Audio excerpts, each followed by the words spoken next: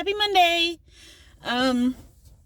So I have not made a video in a minute, and it's not because I haven't wanted to, and that's not even fully true. I made a video in June, and it was related to the fact that I'm at the time of the year where there's the birthdays. There's May, June, and July that are all my family members' birthdays. And this year, I've gone no contact with my mother, as I've said, and I refuse to be anywhere she is. So I made a video about my dad's birthday, and it was in my phone, and I was going to post it, and I ended up in this manic moment of like desperate cleaning. And I deleted it and didn't even realize it until the next morning when I was getting ready to post it. So that's gone. But the reality is, when I think about it, it's probably at best that it was. It was a fine video. It was basically just explaining about my dad's birthday and how I wasn't going to be there. And it also explained how I told my dad in that video about my mom calling me a bitch, like in the video prior to that, and how I just told him that I'm done. It didn't matter, whatever. That was the whole video, and then I accidentally deleted it. So, and I was not going to re-record it because I figured even if it was an accident that I deleted it, it was probably meant to happen. So it doesn't matter. I have not made a video since that video, mostly because I think that I have been going through like this mental transformation. It's really interesting. I realized that with my mom being a narcissist, I probably missed out on a lot of things, because she needed me to be a certain way for her. And it's unfortunate that I missed out on a lot of the things I missed out on, because kids are supposed to experience a lot of things before they become an adult. That way they can, in my opinion, make informed decisions about their choices, but you got to be exposed to stuff first. If you're not exposed to anything, you're going to make a lot of mistakes, and that was my situation.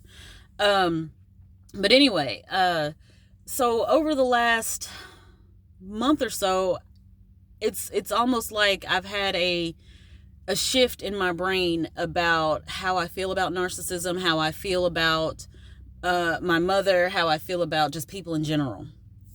I've been doing a lot of meditating with myself, just me in my own room, looking at me and my choices, and it's been an interesting about 30 days or so.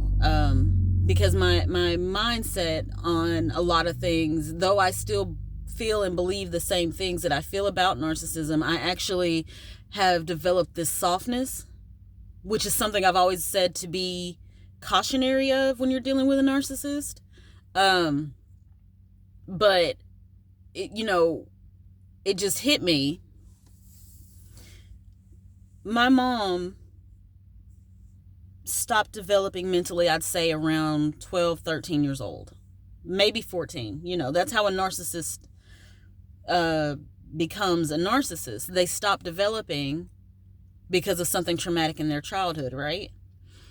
I understand, and I feel like it's unfair to them that something in their life was so wrong that it stopped them from becoming whoever they were supposed to be. That doesn't make it okay that they do the things they do. It does not make it okay at all. Because, for example, with my own mother, I have watched her treat people who are not even related to us as if they mean the absolute world to her. As if they are the most important people on the planet. Like, I remember when I was about 15, 16 years old, a girl at our church got pregnant. And it was a shocker to everybody, because her family seemed like they were great people. To this day, I'm sure they're still very great people, but they were so holy. You know what I mean? Like they were holy. So when their daughter ends up pregnant, we're all just like, what the fuck just happened here? Because it just didn't make any sense. Like, it did not make any sense. And, you know, obviously religion, you're not supposed to have sex before you're married, you know, purity, balls, and all that crap. And I've said before, I am an atheist. I am not religious. I used to be. I am not anymore. But I will tell a person, if going to church and praising God makes you feel good and makes you feel at peace, do it. I will always tell people that whatever brings you peace, and especially if it's not hurting other people, because there are some twisted people out here. But if what brings you peace, if it brings you peace and it's not hurting anybody, do it. I'm not knocking anybody for being religious. I'm just not. I used to be, and I am not anymore. That's all it is to it. But anyway, this girl got pregnant, and you know, everybody's in shock because we never saw that coming. And I'll never forget, my mom said, I really wish I could talk to her. And I said, about what? And she was like, well, I just know she has to be feeling bad. I'm like, who cares? I said, you do realize that's somebody else's kid that is not related to you in any way. Why do you care that she's pregnant? Who gives a shit? Like, I didn't say shit. I was thinking it. I didn't say it. And she was like, well, you know, it's got to be so hard on her. I said, it's not. I said, you realize that she laid down with somebody and got pregnant. It's unfortunate that she's so young, but I guarantee you she knew what she was doing when she did it. And my mom, it was just insane to me to watch her just be so devastated and brokenhearted for this girl who's not related to us. We only know them through the church. But for some reason, my mom is just tore up that this girl is having a baby. And I used to think, how in the world, like you gave me shit for kissing a boy, just a kiss. But you want to hug and coddle her who has nothing to do with you? I never understood. That was the weirdest thing for me. But this is what happened. Like, this is how she acted. And it was like 2 weeks of her being depressed for somebody else's kid. Like, I genuinely could not understand it because it made no sense. But I watched my mother be concerned like that for someone else who is not related to her. The fact that they're having a kid will not affect my mother's life in any way. But I watched her be tore up over this girl for 2 weeks. And I thought, you know, you have never in your life looked at me like that. And you gave birth to me.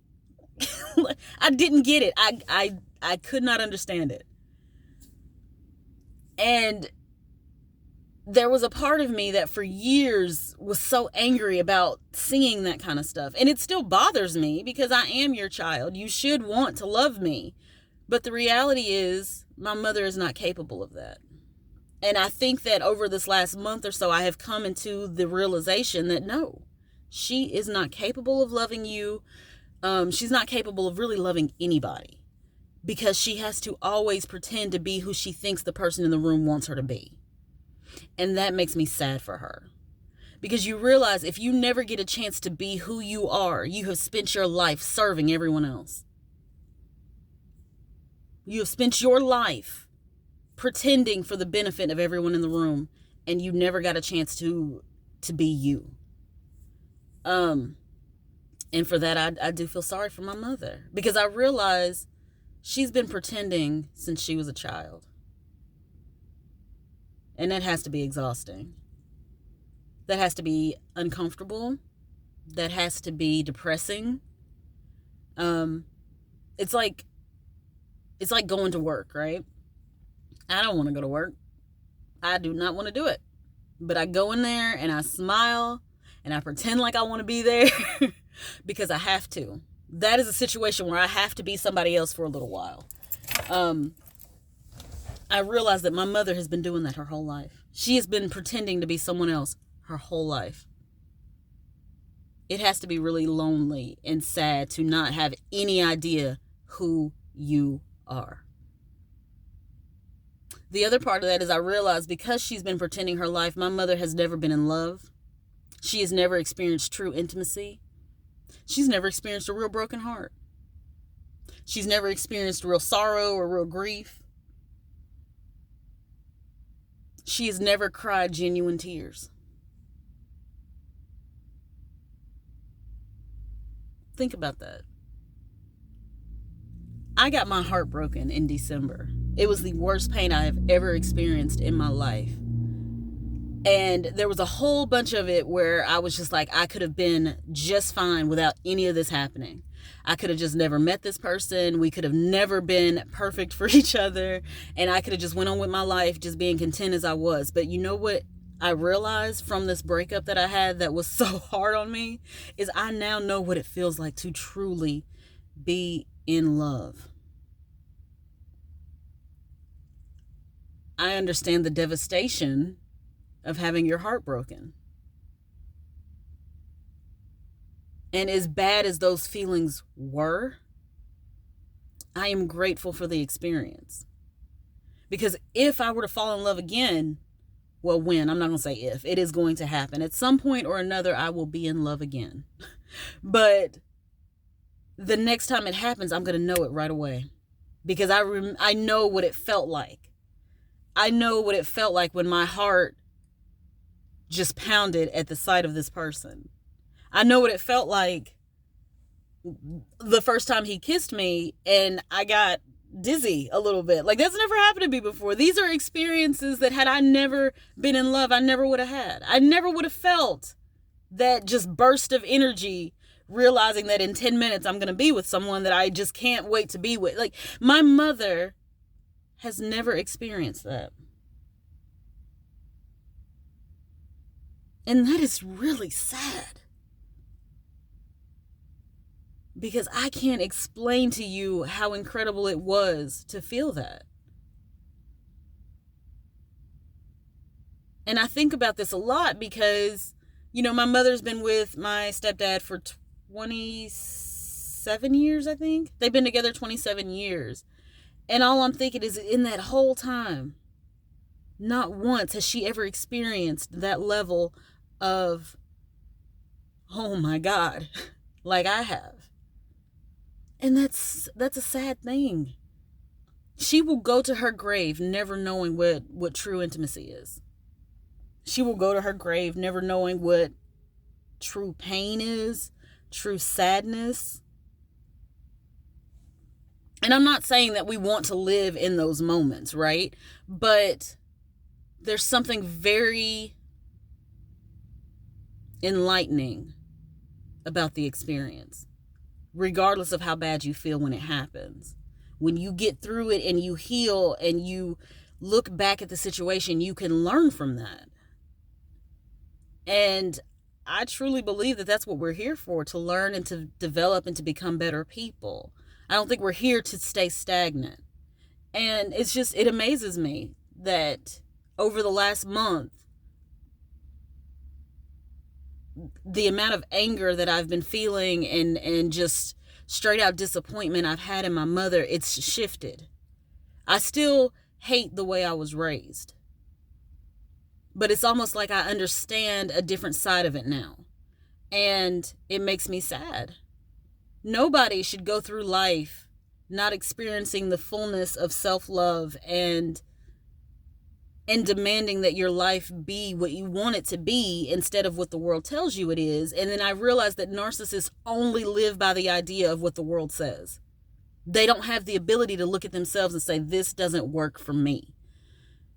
And because they can't do that, they are stuck in the mindset of make-believe forever. And if you're stuck there, you never get to experience reality. And I find that to be very sad. I really do. I find that to be really, really sad. Because I look at my mother I hate to say it, but I kind of look at her as a child who is too afraid to just go out there and do it. Just be your authentic self. And the problem with that is, if you can't be your authentic self,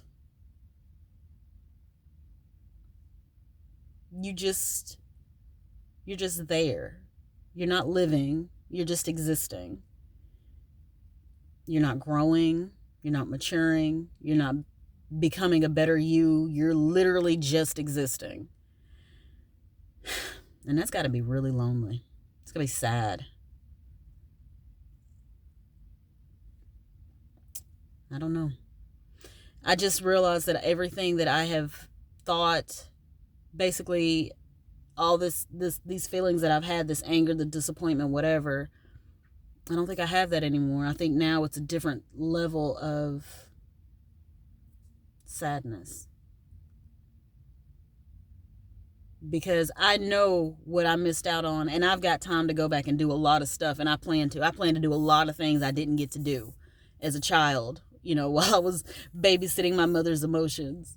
But I realize all those things on my mother's list that she never got to do, she never will get to do, because she will never love herself enough to make it happen, because she's too busy trying to impress everyone around her.